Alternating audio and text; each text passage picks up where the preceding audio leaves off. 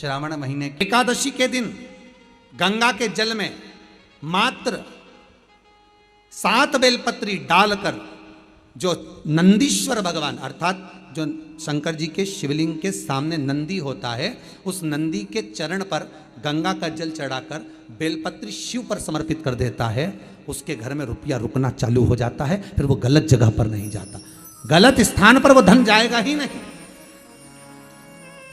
बेटा अगर व्यसन में पड़ा हुआ है, मदिरापान में पड़ा हुआ है, मांसाहार में, जुए आदि में जा रहा है, तुम्हें लग रहा है कि मेरा बेटा गलत मार्ग पर जा रहा है, ये मित्र दोस्ती गलत हो रही है, वो सही जगह पर आ जाए।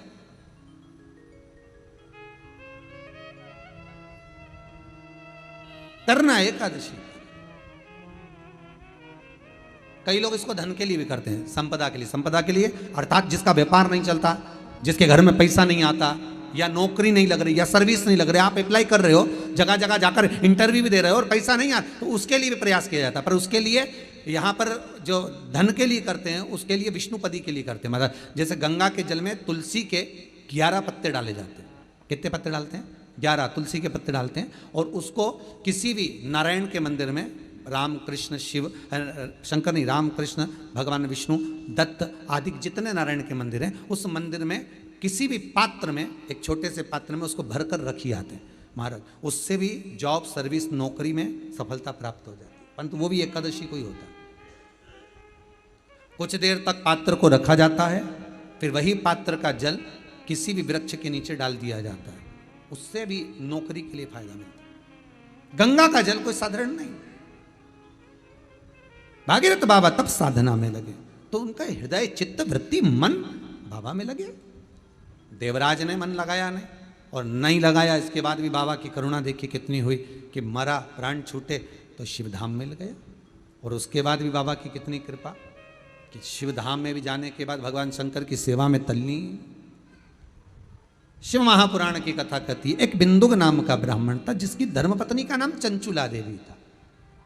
चंचुला की सबसे बड़ी गलती एक थी, पति अगर कमा कर ला रहा है तो पत्नी का फर्ज है कि पूछे ये धन कहां से ला रहे हो, ये पैसा कहां से ला रहे हो, और लेकर आए हो तो इसको सत्कर्म में लगाओ। थोड़ा सा पैसा 5 रुपये अगर पति कमा के ला रहे तो उसमें से 1 रुपया निकाल लो, 54 निकाल लो, पर 54 भी कहीं सत्कर्म में, कहीं दान में, कहीं पुण्य में, कहीं हो रहा हो, कहीं सत्कर्म, उस जगह पर लगाने का प्रयास करिएगा। 54 निकाल, कमाई का एक भाग थोड़ा सा धर्मपत्नी का फल। धर्मपत्नी कहते क्यों है? क्योंकि वो धर्म के पथ पर लेकर चले, वो धर्मपत्नी।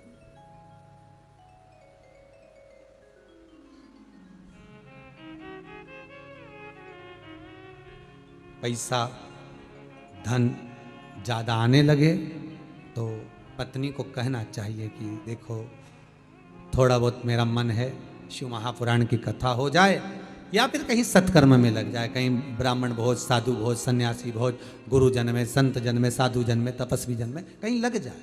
ये धर्मपत्नी, जहां धर्म जुड़ा हुआ हो वो धर्म। महाराज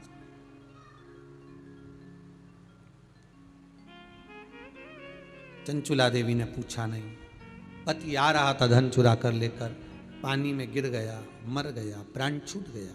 पहले भी शिव पुराण में कहा 3 तरह से मरे हुए व्यक्ति की गति नहीं है, उसको मोक्ष नहीं है। पहला पानी में डूब कर मरा हुआ, दूसरा सर्प के डसे से मरा हुआ, तीसरा स्त्री के हाथ से, नारी के हाथ से मरा हुआ व्यक्ति, इसकी गति नहीं है, मोक्ष नहीं है इसकी। इनकी गति केवल एक है, वो है शिव महापुराण की कथा। अगर कोई पानी में डूबकर मर भी गया है, उसके परिवार का, उसके कुल का व्यक्ति अगर एक बार शंकर की कथा भले यहां आकर ना सुने, टीवी के सामने भी बैठकर सुन रहा है तो भी वो फल देगा, मोबाइल पर सुन रहा है तो भी वो फल देगा। एक अंश हम माताओं से निवेदन करते हैं, बार बार कहते हैं, स्त्री के गर्भ में अगर कोई कुंवारी अवस्था का मर गया, 3 महीना, 4 महीना, 6 महीना, 8 महीना, या जन्म लेने के बाद कुंवारी अवस्था में कोई शांत हो गया हो, कोई मर गया हो, तो महाराज हम बार बार कहते हैं कि जिंदगी में एक बार शिव महापुराण की कथा का रसस्वादन अवश्य करें। जिससे क्यों? क्योंकि शिव पुराण में, अन्य पुराणों में स्पष्ट कहा गया है, कुंवारी अवस्था में मरने वाले का ना तो पिंड होता है, ना तर्पण होता है, ना तिलांजलि होती है, ना ब्राह्मण भोजन करे तो उसका भाग मिलता है। उसको उसका लाभ नहीं मिलता। भले तुम तिलांजलि करो, तर्पण करो, कुछ भी करो, उसका भाग नहीं मिलेगा। उसको भाग कम मिलता है जब उसके परिवार का कोई व्यक्ति शिव महापुराण की कथा का रसस्वादन कर लेता है, कथा श्रवण कर लेता है। कथा सुनने के बाद उसको पिंड भी मिलने लगता है, ब्राह्मण भोज भी मिलने लगता है, उसको सारा सुख प्राप्त होने लगता है, वो जीव की गति हो जाती है। महापुराण की कथा में वर्णन आता है, कभी यदि स्वप्न में सर्प दिख रहे हों, स्वप्न में यदि सांप नजर आते हैं, सर्प दिखते हैं, सांप नजर आते हैं, या अपने घर के पूर्वज पितर नजर आते हैं, पूर्वज दिखते हैं, पितर दिखते हैं, कोई मरकर चले गया, कोई शांत होकर चले गया, वो अगर दिखता है, बार बार नजर आता है, पितर दिखते हैं, कोई श्वेत वस्त्र में हमारे पितर नजर आते हैं, या सर्प नजर आते हैं, तो उसमें शिव पुराण कथा कहती है कि 4 पुष्प लिए जाते हैं। उसमें 3 पुष्प श्वेत होते हैं और 1 पुष्प लाल होता है। 4 पुष्प लिए जाते हैं। यदि सर्प दिखते हैं, पितर दिखते हैं, कोई मरा हुआ व्यक्ति बार बार नजर आता है, कोई मृत्यु के घाट पर उतरने के बाद कोई मुर्दा दिख रहा होता है, कोई नग्न नजर आ रहा होता है, तो 4 पुष्प लिए जाते हैं।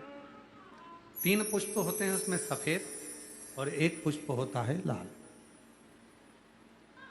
कहते हैं वो जो 4 पुष्प होते हैं वो भगवान शंकर का जो शिवलिंग होता है, जरा ध्यान देंगे, जैसे शिव जी का जो शिवलिंग है, इस शिवलिंग पर चारों स्थान पर 4 पुष्प अपने को रखना है। 3 पुष्प शंभो शंभो शंभो शंभो शंभो, 3 पुष्प, एक ये तो हो गई जलाधारी जहाँ से जल बहता है, 1 पुष्प यहाँ, 1 पुष्प यहाँ, 1 पुष्प यहाँ, ये तीनों जगह पर सफेद पुष्प आएंगे। और चौथा जो स्थान होता है जिसको अशोक सुंदरी की जगह कही जाती है, वहाँ लाल पुष्प आएगा। इन 4 पुष्पों को वापस उठा लिया जाता है। इन 4 पुष्पों को लाल वाले पुष्प से उठाना प्रारंभ करते हैं और फिर तीनों सफेद पुष्प को उठा लेते हैं। जो त्रिशूल होता है, जहाँ हरि और हर का मिलन है, वासुकी और शेषनाग का मिलन है, शक्ति का मिलन है, उन 4 पुष्पों को उस त्रिशूल के चरणों में रख दिया जाता है और बाबा को अपने मन का भाव कहकर त्रिशूल का स्पर्श कर कर वापिस आया जाता है। उसके बाद में ना मुर्दे दिखते हैं, ना पितर दिखते हैं, ना सर्प दिखते हैं, ना कोई नग्न व्यक्ति दिखता है। उसमें स्वप्न में अपने को ये सब कुछ दिखना बंद हो जाता है। सब, ना कभी पितर दिखेंगे, ना कभी मुर्दे दिखेंगे, और ना कभी कोई श्वेत वस्त्र में नजर, कोई नहीं। क्यों?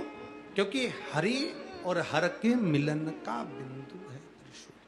ये हरि और हर के मिलन का बिंदु है त्रिशूल। नीचे उसका जो डंडा, नीचे जो डंडा है वो शक्ति है, आदि शक्ति जगजननी जगदम्बा का एक प्रतिबिंब स्वरूप है, और ऊपर जो दोनों आकृतियां दिखती हैं वो सर्प का स्वरूप है, और बीच में हरि और हर के मिलन। सबसे पहला नियम एकादशी व्रत का, सबसे पहला नियम है कि आप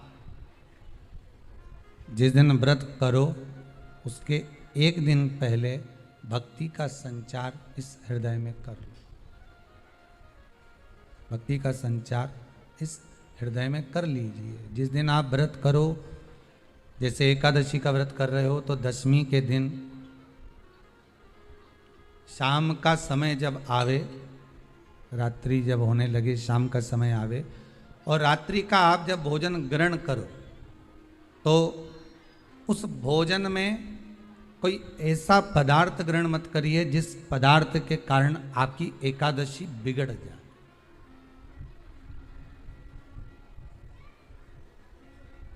कोई बेकार भोजन हमें ग्रहण नहीं करना। श्रेष्ठ भोजन ग्रहण करिए 10वीं के, और एकादशी का दूसरा नियम बहुत ध्यान से सुनिएगा। जिस दिन आपकी एकादशी का व्रत हो उस दिन प्रयास करिएगा कि अपने हाथ से किसी भी वृक्ष की कोई पत्ती टूटे ना। अपने हाथ से किसी भी वृक्ष की, पौधे की, किसी भी वृक्ष की पत्ती अपने हाथ से ना टूटे। बहुत ध्यान दीजिएगा महाराज। एकादशी का ये दूसरा नियम है कि अपने हाथ से किसी पौधे की, किसी वृक्ष की, किसी डाली की कोई पत्ती टूटे ना, कोई पत्ती ना टूटे, इसका प्रयास करिए।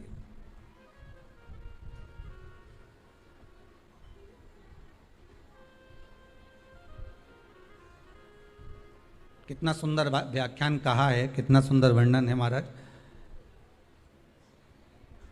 कि मात्र एकादशी का व्रत कर लेने पर, मात्र एकादशी का व्रत कर लेने पर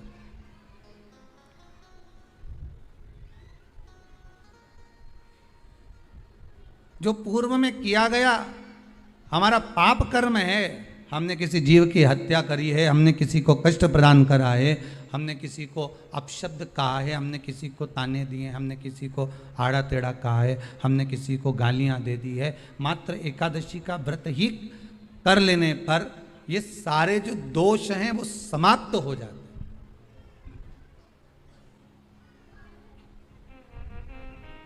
सारे दोष हमारे समाप्ति पर आ जाते हैं।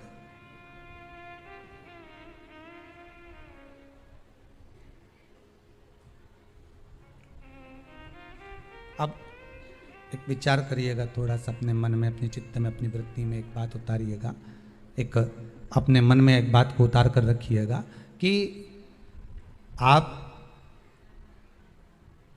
अपने पाप को, अपने पाप कर्म को जिस दिन छिन्न करने वाले हो, समाप्त करने वाले हो, अपने पाप को आप जिस दिन समाप्ति पर लेकर जा रहे हो, तो उसके एक दिन पहले आपको प्रसन्नता होना चाहिए कि नहीं होना चाहिए कि कल मेरा पाप कटने वाला है, कल मेरा पाप समाप्त होने वाला है।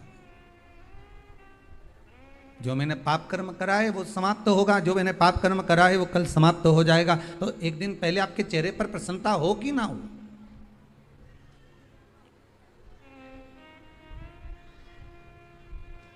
और चेहरे पर वो प्रसन्नता आपके आना चाहिए कि कल मेरा एकादशी का व्रत है, आज दशमी है, कल एकादशी का व्रत है, तो कल मेरी जब एकादशी का व्रत रहेगा तो मेरा ना जाने कितना कितना पाप, कितना असत्य, कितना कितना झूठ, कितना कितना प्रपंच वो समाप्त हो जाएगा। इसमें मुझे प्रसन्नता हो, इसमें मुझे आनंदता हो।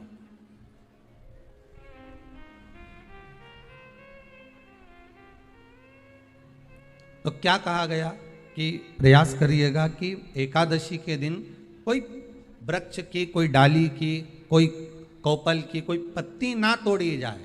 क्यों? तो कहा अगर उस पत्ती को हम तोड़ देते हैं, वृक्ष की पत्ती को या क्यारे में लगी हुई कोई डाली की पत्ती को हम तोड़ देते हैं तो एकादशी का पुण्य फल प्राप्त नहीं होता, एकादशी का कोई फल हमारे खाते में नहीं जाता, पुण्य फल प्राप्त। अब फिर भले तुम चाहे तुमने मोरधन खाया हो, चाहे तुमने फिर चिप्स खाई हो, चाहे तुमने फिर व्रत का कितना ही सामान खा गए हो और तुमने सोचा कि आज मेरी एकादशी है, तो फिर उसका कोई फल प्राप्त नहीं है, उसका कोई सुख। एकादशी कौन है? कहां से प्रगटी है? माया? नहीं, एकादशी है कौन? क्यों इसकी इतनी प्रधानता है? क्यों इसकी पुण्यता है? ऐसा क्या है एकादशी में जो इसकी पुण्यता मानी जाए? कौन है ये जो भगवान नारायण तक एकादशी का व्रत करते हैं? सुभद्रा जी को भगवान जगन्नाथ ने, जगदीश ने एकादशी का व्रत कराया था। बद्रीनारायण भगवान को माता लक्ष्मी ने एकादशी का व्रत कराया था। क्यों? चंद्रायण एकादशी व्रत की माता। एकादशी है कौन? तो कहा जिसको व्रत करने पर भगवान नारायण भी जिसका व्रत करते हो, भगवान माता लक्ष्मी जिसका व्रत करती हो, वो एकादशी है कौन? तो शास्त्र वर्णन करता है महाराज, स्कंद पुराण का सुंदर चातुर्मास्य खंड के अंतर्गत वर्णन आया है महाराज। एक बार भगवान विष्णु आनंद में विराजमान थे, पद्मावती और माता लक्ष्मी दोनों उनके पास में विराजी हुई थी महाराज, दोनों बैठी हुई। भगवान लक्ष्मी और पद्मावती दोनों बैठी, एक सिर के पास, एक चरण के पास। कुछ समय बाद वहीं पर ब्रह्मदेव का आगमन हुआ और ब्रह्मा जी आगमन पाकर भगवान नारायण पद्मावती से लगकर उठे और उठकर लक्ष्मी की ओर झुके। झुकने पर इन तीनों के समागम से भगवान नारायण के हृदय चित्त से एक कन्या प्रकट हो गई। उस कन्या का नाम एका था। क्या नाम था? एका। अब 10 उसके गुण इतने प्रबल थे, वो 10 गुण उसके बड़े प्रबल थे कि वो एका जिसको निहारती थी उसको संपदावान बना देती थी, जिसको देख लेती थी उसके जीवन में वो आनंद की अनुभूतियां करा देती थी। एका जिस मार्ग से जाती थी उस मार्ग के द्वार खोल देती थी। एका का पुण्य इतना पुण्य प्रखर। पद्मावती और लक्ष्मी ने कहा, महाराज ये बेटी आपके द्वारा निर्मित हुई है, इसका कन्यादान करना चाहिए। हमारे यहाँ हिंदू धर्म में रीति है, जिस दिन कन्यादान करा जाता है उस दिन व्रत रखा जाता है। अब आजकल रखते कि नहीं रखते मालूम नहीं, और कन्यादान करते समय व्रत रखा जाता है। व्रत रखना, एका का कन्यादान करना है। भगवान बोले कन्यादान करें, किसको दें? एका किसको दी जाए? एका प्रदान किसको करी जाए? पुण्यता किसको दी जाए?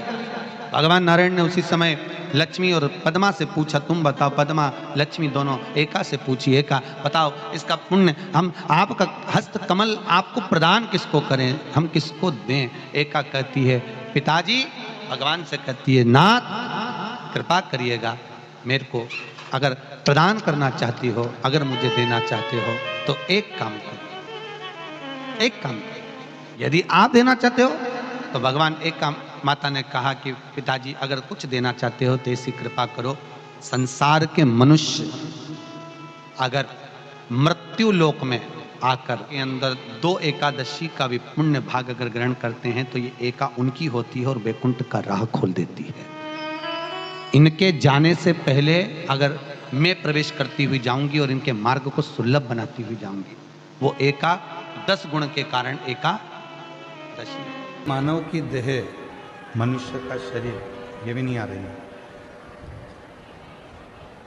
एक मानव की देह, मानव का शरीर, और उस मानव के शरीर में 5 कर्मेंद्री, 5 ज्ञानेंद्री और 1 मन, ये 11 रूपी इंद्रियां, इनको कंट्रोल में रखना बहुत कठिन। आज एकादशी का लोग व्रत करते हैं, करना भी चाहिए। परम भगवदीय जीव एकादशी का व्रत करते हैं कि हम भोजन छोड़ देते हैं, हम ये नहीं खाएंगे, हमारी एकादशी है, हम ये नहीं खाएंगे, हमारी एकादशी है। पर शिव महापुराण की कथा कहती है कि एकादशी सफल कब होती है? जब आपकी 5 कर्मेंद्री, 5 ज्ञानेंद्री और 1 मन ये आपके कंट्रोल में हो, तो समझ लो कि एकादशी पूर्ण हो गई और एकादशी का फल आपको प्राप्त हो गया।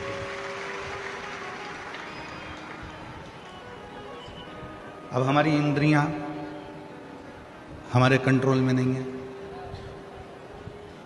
नेत्र गलत देख रहे हैं, जिह्वा गलत बोल रही है, कान गलत सुन रहे हैं, श्रवण शक्ति गलत जगह जा रही है, नेत्र गलत जगह जा रहे हैं, जिह्वा गलत बोल रही है। जब ये हमारी इंद्रियां हमारे कंट्रोल में नहीं होंगी, जब ये हमारी इंद्रियां हमारे संयम में नहीं होंगी, तो हम कितना भी व्रत कर लें, हम कितना भी उपवास कर लें, हम चाहे कितने भी भूखे रह लें, तो भी उस व्रत का फल नहीं मिलेगा।